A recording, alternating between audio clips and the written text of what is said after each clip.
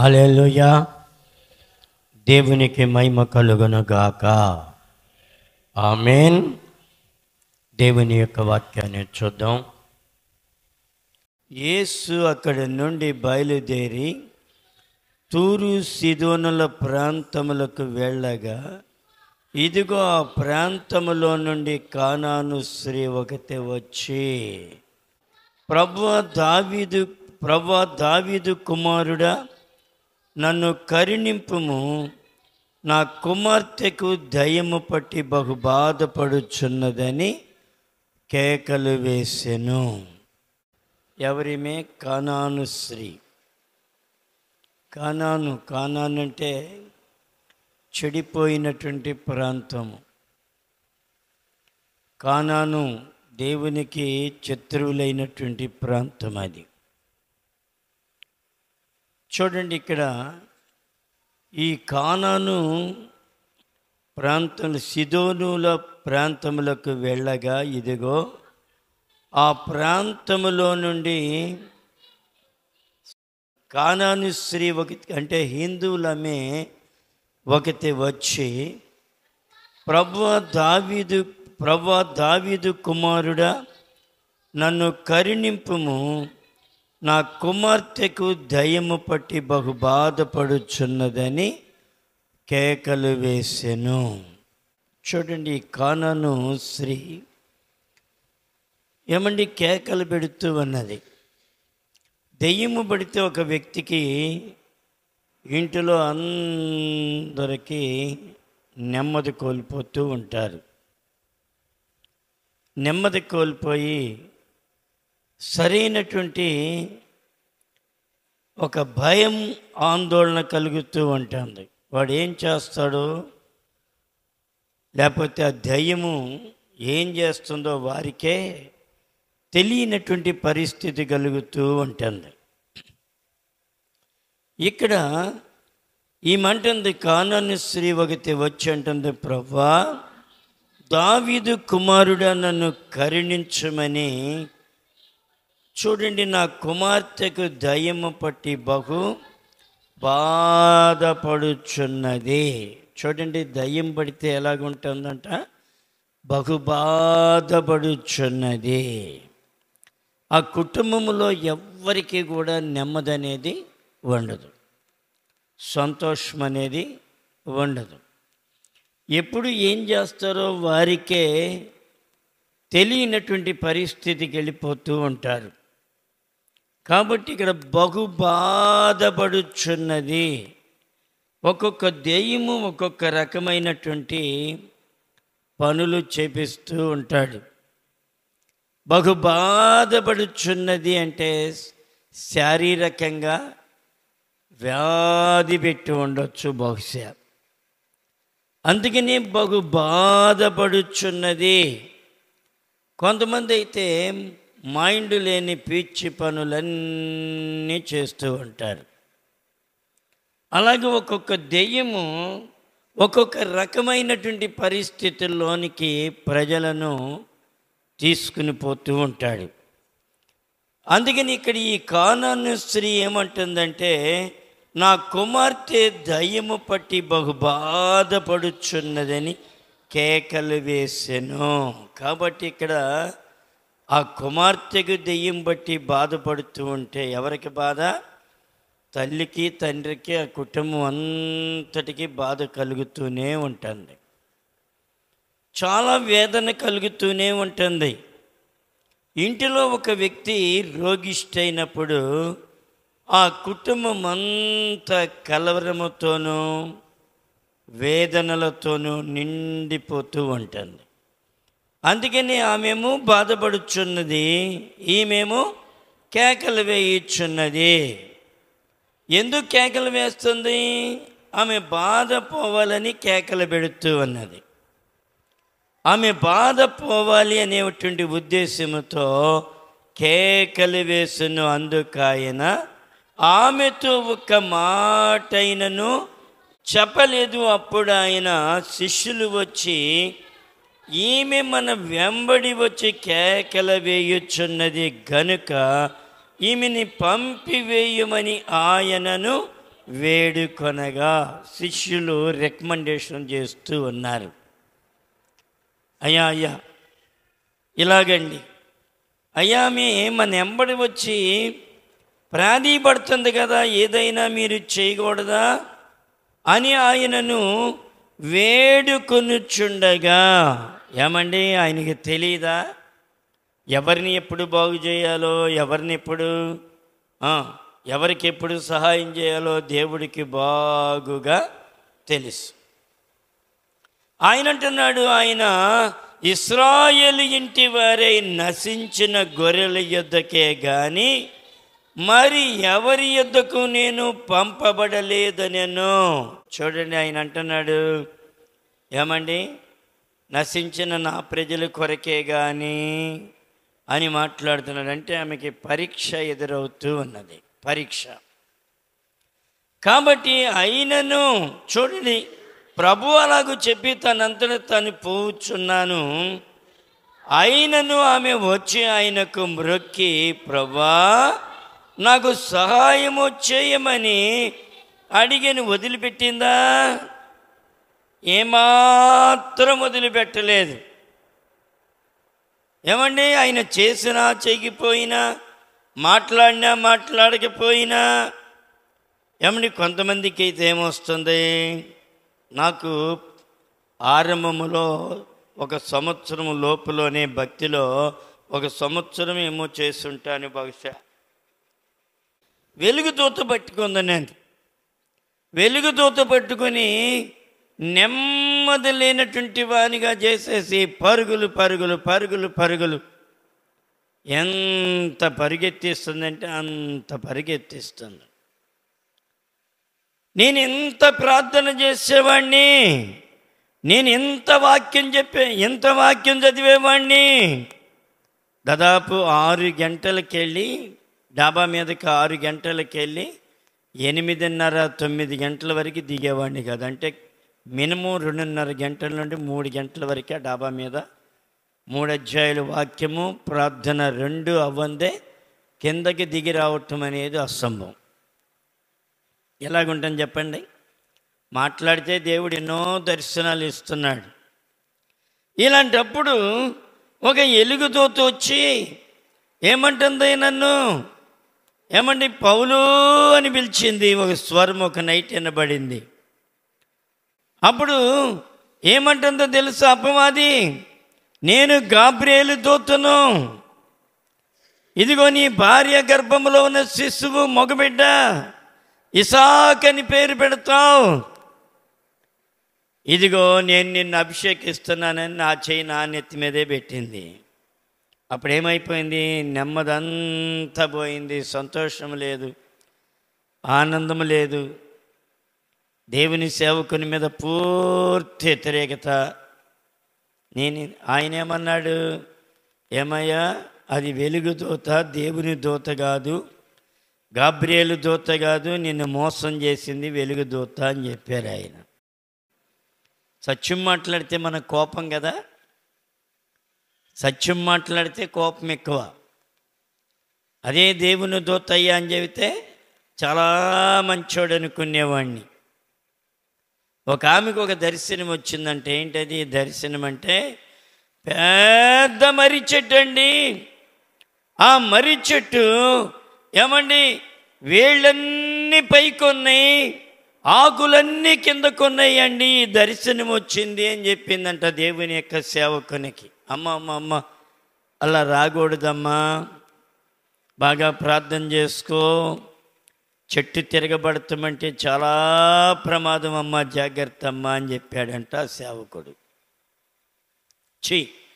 ఈయన సరిగ్గా చెప్పలేదు నాకు, ఈయన సరిగ్గా చెప్పలేదని ఇంకో స్థలానికి ఇంకో పాస్టర్ గారి దగ్గరికి వెళ్ళిందంట ఆమె.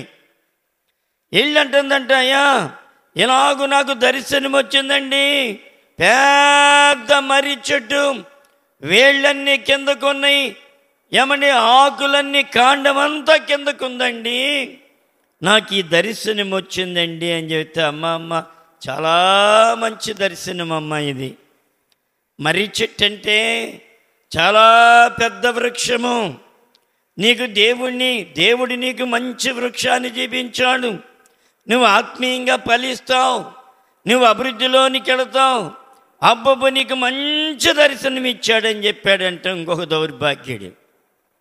అప్పుడు ఆమె అంటుందంట, ఇది ఇలాగుండాలి. అంటే ఏంటి? తనకి అనుకూలమైనటువంటి మాటలు కావాలి. అది చాలా అపాయకరమైన స్థితి. నాకేమైంది ఇప్పుడు? దేవుని యొక్క సేవకుని మీద పూర్తిగా వ్యతిరేకత వచ్చేసింది. ఏమండి? పరుగులు, ఎక్కడికి వెళితే అక్కడ పరుగులు. ఏమండి? అనేకులకి అప్పుడు లెటర్లు, ఫోనులు లేవు. ఏమండి? ఎక్కువ లేవు. ఏమండి? అలాగూ ఆ లెటర్లు రాసాయా, ఇలాగుంది నా పరిస్థితి, ఇలాగుంది.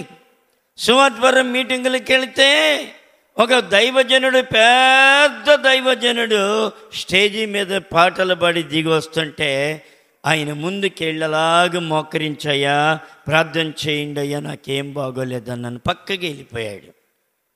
ఎలాగుంటుంది చెప్పండి? ఇంకొక ఆయన హైదరాబాద్ నుంచి వచ్చాడు సేవకుడు. ఇత్తుమానం ఉపమానం చెప్పి ఆయన ప్రసంగం చేసి అలాగూ స్టేజీ దిగి వస్తుంటే ఆయన ముందరికి వెళ్ళి మోకరించానయ్యా, ప్రార్థన చేయండి అయ్యా అని చెప్పి మోకరించాను. ఆయన ప్రక్కగా వెళ్ళిపోయారు. ఎలాగుంటుంది ఇప్పుడు? ఈ కానాని స్త్రీ పరిస్థితి కూడా అదే. కానాని స్త్రీ పరిస్థితి కూడా అదే. ఏమండి? మన దగ్గరికి రామయ్య గారి అమ్మాయి అని నవీన అని ఒక అమ్మాయి వచ్చేది. నవీన అని చెప్పి ఒక అమ్మాయి వచ్చేది. ఆ అమ్మాయితో నేను పడినటువంటి పాట్లు అన్నీ కాదండి. ఆ అమ్మాయికి మైండ్ ఖరాబ్ అయిపోయింది ఒంగోలులో చదువుతుండగా. ఏమండి? చదువుతుండగా ఖరాబ్ అయిపోయినప్పుడు ఆ అమ్మాయిని తీసుకుని ఆ రిట్రీట్కి నేను వెళ్ళాను. రిట్రీట్కి వెళ్ళి ఎవరిని ప్రార్థన చేయమన్నా ఎవరు ప్రార్థన చేయట్లేదు ఆ అమ్మాయికి. ఏమండి? తినే పరిస్థితిలో లేదు, మెంటల్ వచ్చేసింది. అన్నం కలిపి నోట్లో ముద్దలు చేసి తినిపించాను నేను. ఆరగారగా చెయ్యేసుకుని ప్రార్థన చేసేవాడిని. అన్నా నేను ఇక్కడ ఉండనని సూట్ కేసు నిండా బట్టలు సర్దుకుని మా ఇంటికి వచ్చేసింది. వచ్చేస్తే ఒక వారం రోజులు అట్టి పెట్టి, ఏమండి వాళ్ళ అమ్మగారి బిళ్ళలు ఇస్తే ఆరగారుగా ట్యాబ్లెట్లు వేయటం, భోజనం పెడతాం, పాలు ఇవ్వటం, ఎంత చూశానంటే అంత చూశాను. ఇప్పుడు ఏమండి? ఆ పిచ్చిదానికి పెళ్ళి కూడా చేశా. ఆ మెంటల్ దానికి పెళ్ళి కూడా చేసిన తర్వాత ఏం చేసిందో తెలుసా? ఏమండి? రోడ్డు ఎంబడబడుతూ ఉండేది. ఏమండి? పిచ్చి పిచ్చిగా మాట్లాడుతూ ఉండేది. ఏమని ఎంత భరించానంటే అంత భరించాను. అంత భరించిన తర్వాత ఏమండి ఏం చేసిందో, ఒకరోజు ఆ ఇల్లు కట్టేటప్పుడు ఏమండి ఇక్కడ పోలీస్ స్టేషన్కి వచ్చి దానియాలు గారు కొట్టాడండి, ఇదిగో రక్తం గారిపోతుందని రక్తం గారుకుంటా పోలీస్ స్టేషన్కి వచ్చింది. ఎవరమ్మా అయినంటే పాస్టర్ గారండి, దానియాలు గారు రాత్రి ఉన్న తలగా పగలు కొట్టేశారండి అని చెప్తే అక్కడ విజయమూల ఏమండి తమ్ముడు డేవిడ్ గారని ఒక ఆయన ఉండేవాడు. ఆయన వెంటనే నాకు ఫోన్ చేశాడు, ఏంటి బ్రదర్ ఇలాగ మీరు కొట్టారంట అని. లేదు బ్రదర్, కొంచెం అమ్మాయికి కొంచెం మైండ్ చెడిపోయింది, ఏం కాదు ఇంటికి పంపించేసేయండి అన్న. ఆయనకి నమ్మకం కుదరలా. నమ్మకం కుదరకుండా ఆ అమ్మాయిని ఎక్కించుకుని వాళ్ళ ఇంటికి వెళ్ళి, అమ్మాయి ఏంటి దానియాలు పాస్టర్ గారికి కొట్టారంటే నిజమేనా ఈ అమ్మాయిని అని అడిగారంట. అడిగితే లేదండి మేమేనండి రాళ్ళు ఇసిరేస్తుంటే అది అటు వెళ్ళింది, గవక్కను రాయి తగిలింది, పాపం ఆయన ఎక్కడో రేపల్లో ఉంటాడండి. ఏమండి ఎన్ని బాధలండి.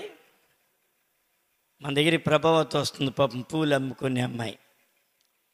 వాళ్ళ భర్త మన దగ్గరికి వచ్చేవాడు, జబ్బు మనిషి, శోభ జబ్బు ఏదో అంటారు, అది మొహం అంతా ఒబ్బరిచ్చేసి. అలాంటి పరిస్థితిలో ఆయన రోడ్డు మీదకి వచ్చి దిగలేడు అనమాట, కిందకి ఆ డౌన్లో మన చర్చిలోకి దిగలేడు.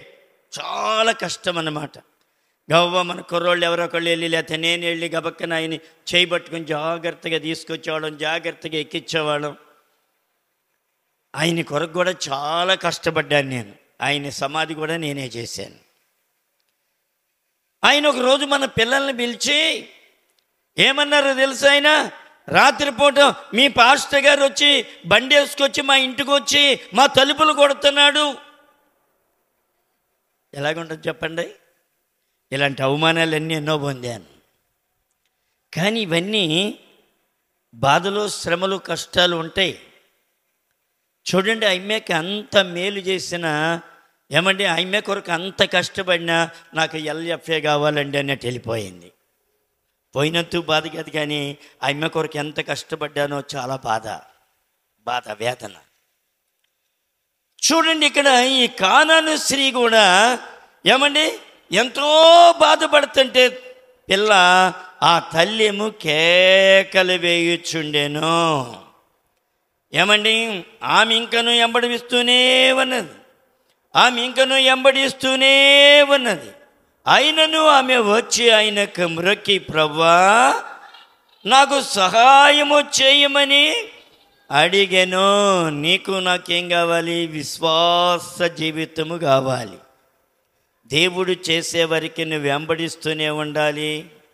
దేవుడు చేసేవారికి గోజాడుతూనే ఉండాలి. దేవుడు పక్షపాతిగా కాదు, ఆమెను పరీక్షిస్తున్నారని గమనించాలి. నీవు నేను ఆమెను పరీక్షిస్తున్నారా? పరీక్షగా నిలుచుద్దా, నిలవదా? మనకు కూడా కొన్నిసార్లు పరీక్షలు వస్తూ ఉంటాయి. మన పిల్లలకి సంవత్సరానికి ఒకసారి ఎలాగూ ఎగ్జామ్స్ వస్తాయో, అలాగే మనకి కూడా కొన్నిసార్లు దేవుని నుండి, లేకపోతే అపవాది నుండి, లేకపోతే దేవుని బిడ్డల్ని ఉపయోగించుకొని అనేక రకాలైనట్టు ఏమండి పరీక్షలు వస్తూ ఉంటే ఆ పరీక్షలో నీవు నేను నిలిచేవారముగా ఉండాలి. అది ఇక్కడ దేవుని యొక్క వాక్యం. దేవుడు ఇక్కడ ఏమని చెబుతున్నాడు? యేసు ప్రభువారు సహాయము చేయమని అడిగాను. అందుకైన పిల్లల రొట్టెను తీసుకొని కుక్క పిల్లలకు వేయుట యుక్తము కాదని చెప్పగా, అంటే ఆమెను అవమానపరచాలని అన్నాడు ఆయన? లేదు, అవమానపరచాలని ఆయన ఉద్దేశం కాదు ఇక్కడ. ఏమండి కానానీయుల సంతకి చెందినటువంటి ఈ స్త్రీ అన్యజనురాలే కానీ, ఏమండి అన్యజనుల్ని రక్షించడం ఆయనకి ఇష్టమే కానీ, ఆమె నమ్మకములోని శక్తిని బయటికి తెచ్చేందుకు ఏమండి నమ్మకాన్ని పరీక్షిస్తున్నాడు యేసు ప్రభువు వారు. నిన్ను నన్ను కూడా పరీక్షిస్తూ ఉంటాడు ఆయన. అందుకని ఆమె విసుగు ఎక్కడ కూడా చెందలేదు. లోకాసు వార్త 11వ అధ్యాయం 5వ వచనం మనం చూస్తే, లోకాసు వార్త 11వ అధ్యాయం 5వ వచనం దయచేసి సహాయం చేయండి.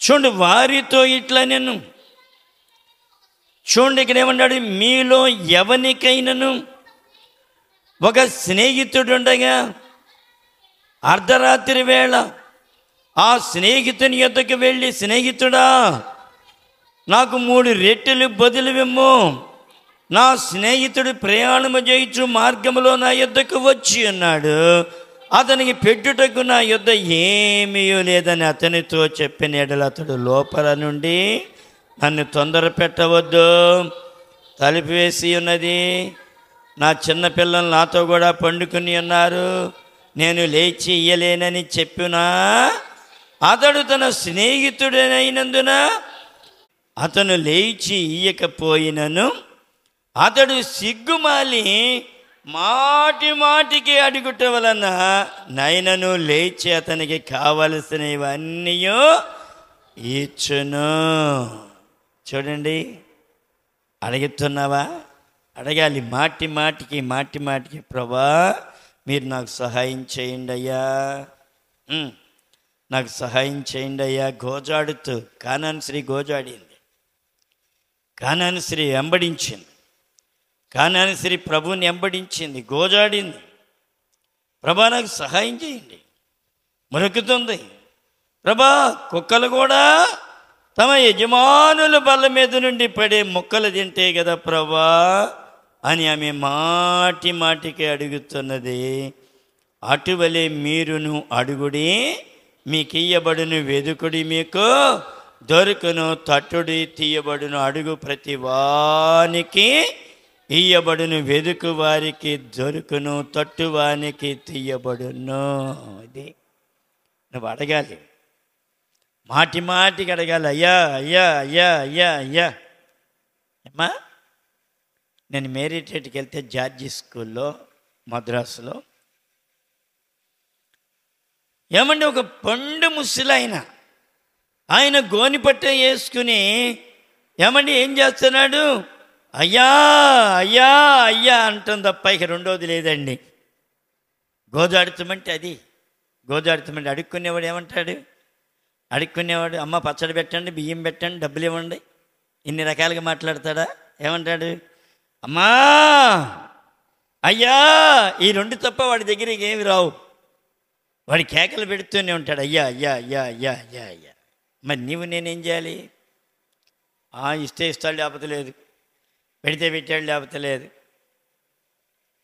అని అనుకుంటే నీకు ఏ ప్రయోజనం ఉండదు. ఏమనాలి? సిగ్గుమాలి అడుగుట వలన మాటి మాటికి అడుగుతూ ఉండాలి. ప్రభా సహాయించు, ప్రభా నాకు సహాయించు. గోజాడాలి ప్రభుని. ప్రభుని గోజాడుతుంటే ప్రభు ఎంత జాలి పడతాడో తెలుసా నీ యందు. ఈ కానాను స్త్రీ ఏమన్నా వెనక్కి వెళ్ళిపోయిందా? వెనక్కి వెళ్ళిపోలేదు అమ్మా. ఏ మాత్రం కూడా వెనక్కి వెళ్ళిపోకుండా ఆయన గోజాడుతూ అలాగే అడుగుతూనే ఉంది. అందుకని మత్తయి సువార్త 9వ అధ్యాయం 22వ వచనం మనం చూస్తే 9:22 మత్తయి సువార్తలో అంటాడు, యేసు వెనుకకు తిరిగి ఆమెను చూచి, కుమారి ధైర్యముగా నుండుము, నీ విశ్వాసము నిన్ను బాగుపరచెను, లేకపోతే స్వస్థపరిచెను. ఈ రక్తస్రావణం కలిగిన స్త్రీ కూడా ఏమండి, ఆమె యేసుని గురించి విన్నది. ఆయన వస్త్రపు చెంగు మాత్రము నేను ముట్టిన బాగుపడుదనని తన హృదయములో అనుకుని ఏం చేసింది? వెనుకకు వచ్చి ఆయన వస్త్రపు చెంగు ముట్టగానే ఆమె రక్తధార కట్టెను. తన సంగతి అంతయు ఆయనతో చెబుతుంటే అంటున్నాడు, కుమారి నీ విశ్వాసమే నిన్ను బాగుపరచును. వెంటనే బాగైపోయింది. చూడండి, నువ్వు దేవుని పాదాలు పట్టుకోవాలి, వెనక్కి తిరగకూడదు. చేసే కార్యం జరిగే వరకు పట్టు అనేది వదిలిపెట్టకూడదు. 29వ వచనం కూడా చూడమ్మ, అందులోనే 29. ఒక గ్రుడ్డి వారికి కూడా అదే మాట చెబుతున్నారు. ఏమంటున్నారు గ్రుడ్డివారు? ఇద్దరు మనుషులు గ్రుడ్డి వారిని అడుగుతున్నాడు, అయ్యా మీరు నన్ను నమ్ముచున్నారా అని అడిగారు. వారేమన్నాడు? నమ్ముచున్నాము ప్రభువా. ఏం చేయాలి? నమ్మాలి. మనం విశ్వసించిన వాడు కలవరపడడు. నమ్మాలి, పూర్తిగా నమ్మాలి, విశ్వసించాలి. మీరు నమ్ముతున్నారా అని అంటే వాళ్ళు ఏమన్నారు? నమ్ముచున్నాము ప్రభువా అని చెప్పారు. వెంటనే చూపు పొందారు.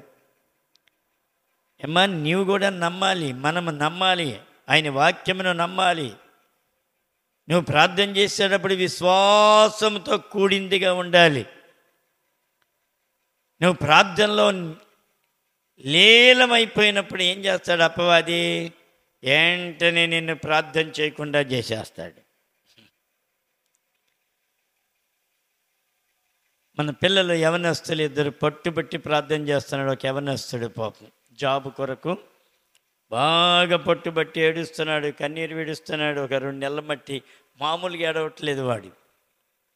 ఏడ్చి, ప్రభా మీరు నాకు దయచేయాలయ్యా, అని బోరి నేడుస్తూ ప్రార్థన చేసి 12, 1 గంట 2 ఆ ప్రాంతంలో లేచి ప్రార్థన చేయగానే ఏయో ధ్వనులు వినపడుతున్నాయి అంటే ఇంట్లో.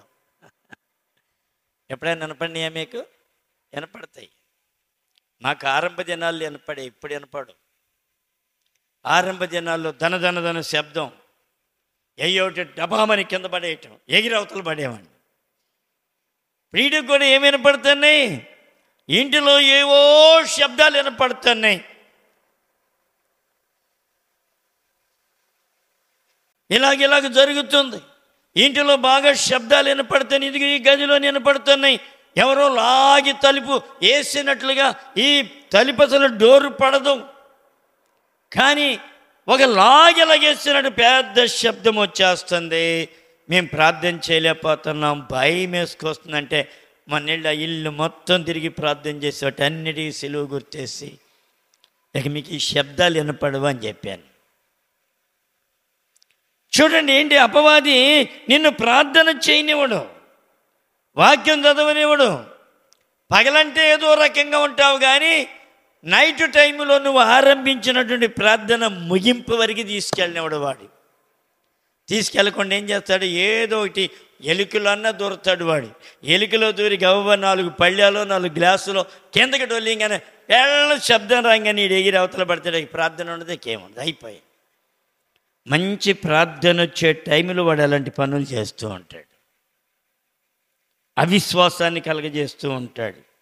లేకపోతే ఎవరొకళ్ళు వస్తూ ఉంటారు, మన స్నేహితులు, మన బంధువులు, రక్త సంబంధాలు వచ్చి ఇలాగ జరుగుద్దా, అలాగ జరుగుద్దా, ఇది చెయ్యాలి కానీ అది చెయ్యాలి కానీ అని ఏం చేస్తారు? మనల్ని దేవుని మీదనున్నటువంటి సరళతని ప్రక్కకి తొలగిస్తూ ఉంటారు. కానీ నువ్వు ప్రక్కకి తొలగిపోకూడదు. ఆమె తొలగిందా? ఆమె మన మనస్సు మారిందా? ఈయనేం దేవుడండి, మనకి బోల్డ్ మంది ఉన్నారు దేవుళ్ళు, అక్కడికి వెళ్ళిపోదాం అనుకున్నదా? ఏమైనా సరే నేను ఇక్కడ కార్యం చూడాలి, ఏమైనా సరే ఈ దినము నేను కార్యం చూడాలి ప్రభు దగ్గర. పట్టుదల పట్టేసింది. పట్టుదల ఉందా నీకు? ఒక బుధవారం ఆరంభ దినాల్లో నేను 88వ సంవత్సరంలో ఒక పట్టుబల మందిరంలో పట్టాను. మాకు అక్కడ 8 గంటలకి ఉపవాస ప్రార్థన, బుధవారం 8 నుండి 10:30 వరకు సాగేది. 10:30కి ఇంటికి వెళ్ళిపోయి ఏమిక ముట్టుకోలేదు, కాళ్ళు చేతులు గడుక్కున్నాను. ఏమండి, ఒక తీర్మానం మందిరంలోనే చేసుకున్నాను. ఏంటో తెలుసా? ప్రభు మాట్లాడే వరకు నేను నిద్రపోకూడదు. ప్రభు ఏమైనా సరే ఆయన స్వరమే నేను వినాలి. పట్టుదల ఉండాలి, నీలో పట్టుదల రావాలి. పట్టుదల వస్తే నీకు అసాధ్యమైందంటూ ఏదీ లేదు. పట్టుదల జీవితం ఉండాలి. అలాగూ ఏమండి, ఆ బెంచి బల్ల మీద అలాగే మోకరించాను. బెంచి బల్ల దగ్గర 2 చేతుల మోచేతులు ఆ బెంచి మీద ఆనించాను. ఏమండి, 10:30కు కూర్చున్నవాడిని 12 గంటల వరకు ప్రార్థన చేస్తూనే ఉన్నాను. ఏమండి, ప్రార్థన చేస్తూనే ఉన్నాను, నిద్రపోలేదు. కానీ ఏంటో ఒక మైకంలాగా కలిగింది. ఆ మైకంలో ఒక దర్శనాన్ని ఏదో చూపిస్తూ, ఏ మానవుడు కొట్టలేడు అంత పెద్ద శబ్దముతో బల్ల మీద కొట్టి ఆయన హస్తముతో ఇలా పెద్ద శబ్దం వచ్చేసింది. ఎగిరి అవతల పడ్డాను. ఒక వాయిస్ వినపడుతుంది పైనుండి, నేను మాట్లాడే వరకు మెలుకుని ఉంటావని అన్నావుగా, ఎందుకు నీలో మొత్తం వస్తుంది? చూసారా, మాట్లాడా దేవుడు, మాట్లాడాడు. నీ జీవితంలో కూడా ఒక పట్టుదల ఉంటే దేవుడు కార్యం చేస్తూ ఉంటాడు. పట్టుదల లేనటువంటి వారికి ఏ కార్యములు జరగవు. నీలో పట్టుదల, ఆమెకు పట్టుదల ఉందా లేదా? ఆమెలో త్యాగం ఉందా లేదా? ఆమెలో విశ్వాసం ఉన్నదా లేదా? ఆమె స్థిరంగా నిలబడద్దా లేదా? ఏమండి అని ఆమెను పరీక్షిస్తూ ఉన్నారు. అంతేగాని అన్యజనులకి రక్షణ ఉండకూడదని కాదు. అందుకనే పట్టుచకైతే ఏమన్నాడు? నశించిన దాన్ని వెతికి రక్షించుటకు మనిషి కుమారుడి లోకమునకు వచ్చెను. ఇలాంటి నశించిపోయిన వారి కొరకు యేసు ప్రభు వారు వస్తే నా పిల్లల రొట్టె తీసుకుని కుక్కలకేటి యుక్తము కాదంటే వారెవరు? దుర్మార్గులైనటువంటి ప్రజలు, వక్రమైనటువంటి ప్రజలు. వారి యొక్క విశ్వాసాన్ని దేవుడు బలపరుస్తూ ఉన్నాడు. నిలబడద్దా? తప్పుకుంటుందా? నీకు కొన్నిసార్లు ప్రతికూలంగా ఉండొచ్చు, అవి అనుకూలంగా కనబడకపోవచ్చు, కానీ విశ్వాసంతో నీవు కొనసాగే వ్యక్తివిగానే ఉండాలి. అందుకని మత్తయి సువార్త 21, మత్తయి సువార్త 21 చూడండి. అందుకు యేసు, మీరు విశ్వాసము కలిగి, ఎలాగుండాలంట?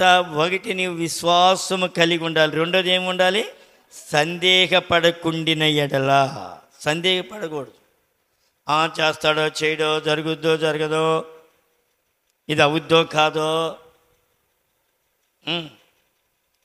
ఐజక్కి ఇక్కడ ఏమండి, ఒక 3 సంవత్సరాలు 4 సంవత్సరాలు పిల్లవాడప్పుడు గుడిలాగా వచ్చేసింది కింద.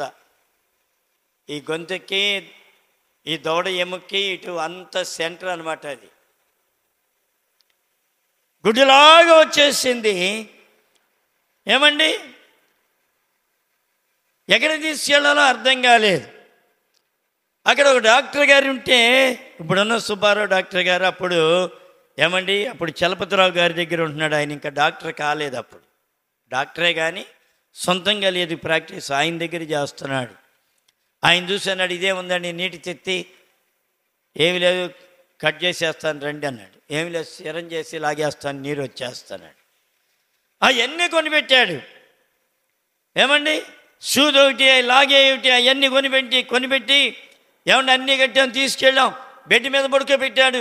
ఏమండి, దానిలో ఆ సూది వేస్తుంటే పిల్లోడు అలాడిపోతున్నాడు, గిలగిల తన్నుకుంటున్నాడు. సూది అందులో దింపితే లాగుతుంటే ఏమొస్తుందో? ఏమీ లేదు. ఒక గమ్ము లాంటిది, ఒక చీమ తలకాయ అంత వచ్చింది, కానీ గమ్ము లాంటిది వచ్చింది, ఇంకేమీ లేదు. ఇక సరే, ఇక లాభం లేదు. ఆయన ఆశ్చర్యపోయాడు. లాభం లేదని ఇంటికి తీసుకెళ్ళిన ఎవరో ముక్కు గొంతు చెవి ఒకటి స్పెషలిస్ట్ డాక్టర్ వస్తే అక్కడికి తీసుకుని పోయాం. అది ఆదివారం వచ్చేవాళ్ళు. మాది 12 గంటలకి ప్రార్థన. ఏమండి, అప్పుడు నా భార్యని గవ్వ హాస్పిటల్ తీసుకెళ్ళి పిల్లోడిని అక్కడ దింపి కార్డు రాయించి, చీటీ రాయించి, నేను ఆమెను అక్కడ దింపేసి గవ్వ వచ్చా. మళ్ళీ ఈ నెక్కించుకెళ్ళాలి అంబారి అంటే బండి మీద. నేను లేదే కదల్లో, మంత్రిపాలెం వెళ్ళాలి. వచ్చాను. రాగానే అన్నాడు, ఏమయ్యా ఎక్కడికి వెళ్ళామన్నాడు. ఇలాగూ హాస్పిటల్లో చూపించడానికి ఆమెను తీసుకెళ్ళి అక్కడ దింపొచ్చానండి, చీటీ రాయించన్నాను. విశ్వాసం లేనాడు, మూర్ఖుడా. మామూలుగా తిట్టలేదు, పెచ్చ తిట్లు తిట్టాడు.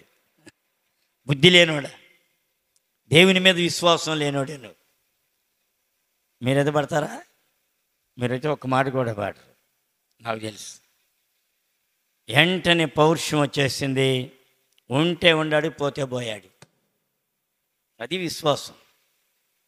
ఉంటే ఉండాడు, పోతే పోయాడు అని చెప్పి వెంటనే బండి వేసుకుని వెళ్ళిపోయి, చీటీ వద్దేమొద్దమ్మా, డబ్బులు ఇచ్చేయండి అని. ఇప్పుడు ఇవ్వటం పడదని డాక్టర్ గారి దగ్గరికి వెళ్ళిపోయింది. అక్కడ తెలిసిన నర్సు ఉంటే, అమ్మ ఆమె డబ్బులు ఇస్తే కానీ చీటీ డబ్బులు తీసుకోమ్మా అని చెప్పి పిల్లోడిని తల్లిని తీసుకుని ఇంటికి తీసుకొచ్చేసి, వాళ్ళ అల్లుడి గారు వచ్చి మా గురువు గారి మీద పోట్లాడి, లేదు ధాన్యాలు విజయవాడ తీసుకురా, నేను చూపిస్తాను, మనకు తెలిసిన డాక్టర్ ఉన్నాడు, క్రైస్తవుల డాక్టర్, మంచి డాక్టర్ అని చెప్పాడు. సరే, అక్కడికి ఈయనే ప్రార్థన చేసి పంపించాడు. వాళ్ళ అల్లుడి గారు కేకలేసిన తర్వాత అక్కడికి వెళ్ళాం. అక్కడికి వెళ్తే అన్ని టెస్టులు చేసి, ఇది చాలా ప్రమాదకరమైంది, ఇది గుంటూరులో ఆ జనరల్ హాస్పిటల్లో నాయుడమ్మ డాక్టర్ అని ఒక ఆయన ఉన్నారు, పిల్లల డాక్టర్, ఆయన తప్ప ఎవరు చేయడానికి లేదు, కుడి ఎడంగా ఒక 10,000 రూపాయలు పైన ఖర్చు అవ్వచ్చు అన్నాడు. ఏది తిన్నా వాంటింగ్స్, ఆరోగ్యం ఉండేది కాదు. ఎప్పుడు ఇలా పెట్టుకుని ఏడుస్తూ ఉండేవాళ్ళం. 2 ఆడపిల్లల తర్వాత మగ బిడ్డ, చాలా వేదన. అక్కడి నుంచి మెడిసిన్ తీసుకుని నూజివీడి దగ్గర మా గురువుగారి 2వ అమ్మాయి ఉంటే అక్కడికి వెళ్ళాం. అక్కడ వామిటింగ్స్, ఏది పెట్టినా వామిటింగ్స్ అయిపోయాయి. అక్కడి నుంచి ఏడ్చుకుంటూ వచ్చాం. విజయవాడ బస్ స్టాండింగ్లో ఏమండి ఆసుపత్రి దగ్గర నుండి మళ్ళీ ఆసుపత్రికి వెళ్ళాం. అయ్యా ఇలాగ అవుతున్నాయి, ఏం లేదండి ఆపరేషన్ చేయించాలి, అక్కడికి వెళ్ళాల్సిందేనని 2 బిళ్ళలు ఇచ్చాడు ఆయన. అప్పుడు రిక్షాలు ఆటోలు లేవు. ఆ రిక్షా ఒకటి ఎక్కి బస్ స్టాండింగ్కి వస్తూ ఏడుస్తున్న ఇద్దరు, నా భార్య నేను ఇద్దరం ఏడుస్తూనే ఉన్నాం. ప్రభువా, ఈ బిడ్డని నీ సేవకి ఇస్తాను. 1, 2, ఈ బిడ్డకి ఆపరేషన్ అయ్యే ప్రతి రూపాయి 10,000 రూపాయలు నీ సేవకి ఇస్తాను. 2, 3వది ఈ బిడ్డని నీ సేవకి ఇస్తాను. ఆపరేషన్ అనేది ఈ బిడ్డకి జరగకూడదు ప్రభువా అని ఇంటికి వచ్చేసాం. నైట్ ఇంటికి వచ్చిన తర్వాత ఒకరి చేతి మీద ఒకరు చేయేసి ఆ వాపుకి వారమే రోజులు ప్రార్థన చేశాం. తర్వాత 9వ రోజు గడ్డ ఏమైపోయిందో తెలియదు. ఎవరు చేశారు? దేవుడు. నీ నా జీవితంలో దేవుడు చేస్తాడు ఎప్పుడు? నీకు విశ్వాసం కలిగి ఉన్నప్పుడు, నిరీక్షణ కలిగి ఉన్నప్పుడు. నీలో ఏం కావాలి? నిరీక్షణ కావాలి. ఏమండాలి నీ దగ్గర? సందేహం అనేది రాకూడదు. సందేహం రాకుండా ఏముండాలి? విశ్వాసం ఉండాలి. ఈ కానాను స్త్రీకి ఏమైనా సందేహం ఉంటే వెనక్కి తిరిగి వెళ్ళిపోయి ఉండేది. ఈ కానాను స్త్రీకి ఏదైనా ఏమండి ఆ లోక సంబంధమైనది ఏదైనా ఉంటే వెంటనే వెనక్కి తిరిగి వెళ్ళిపోయి ఉండేది. కానీ ఈమెకి పరీక్షకు గట్టిగా నిలబడి విసుగు చెందలేదు, భయపడలేదు. ఈయన దగ్గర ఏమైనా సరే నేను మేలు పొందాలి, ఒకే ఒక విశ్వాసం, దృఢమైన నిశ్చయితతో వచ్చింది ఆమె.